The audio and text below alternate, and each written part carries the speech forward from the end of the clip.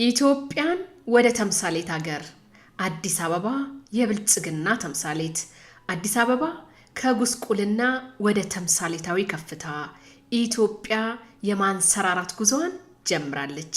ይህ በብልጽግና ፓርቲ የተገለጠ እውነት ነው። ተምሳሌት የሆነች መዲና የታፈረችና የተከበረች እንዲሁም ተጽዕኖ ፈጣሪ ሀገር እንድትኖረው የማይፈልግ ኢትዮጵያዊ የለም። ዳሩ ግን የልብ መሻት ብቻውን በቂ አይደለም። እድገትና ለውጥ የሚያመጣ የጠራ ሐሳቢ፣ የተናበበ ስምሪት የመያዝ ላብን ጠብ አድርጎ የሚሰራ አርበኛ ዜጎችን ይፈልጋል።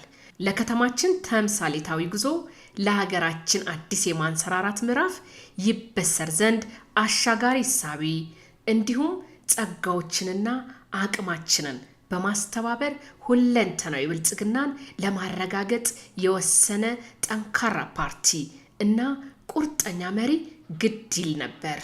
በሀገራዊ ለውጡ እውን ሆኖ በተግባር የተገለጠ ታሪካዊ ጥፋት የበርካታ ትውልዶች ቁጭት የወለደው ሀገር በቀል እሳቤ ያለው ፓርቲና አርቆ የሚያይ አልቆ የሚፈጽም ባለራዕይ መሪ መሆኑን ልብ ይሏል።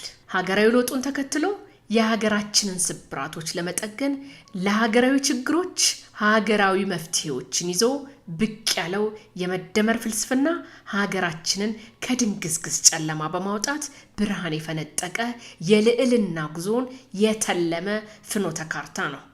የኢትዮጵያ የማንሰራራት ጉዞ ማብሰር ያስቻለው ሀገራዊ ለውጡ አዲስ አበባንም ከነበረችበት የምዕተ ዓመት እንቅልፍ አውጥቶ በፈጣን እድገት ምህዋር ውስጥ አስገብቷታል። የኢትዮጵያ እውነተኛ መልክና ገጽታ ይበልጥ እንዲገለጥ ድምጾን ለብልጽግና ፓርቲ ስጡ።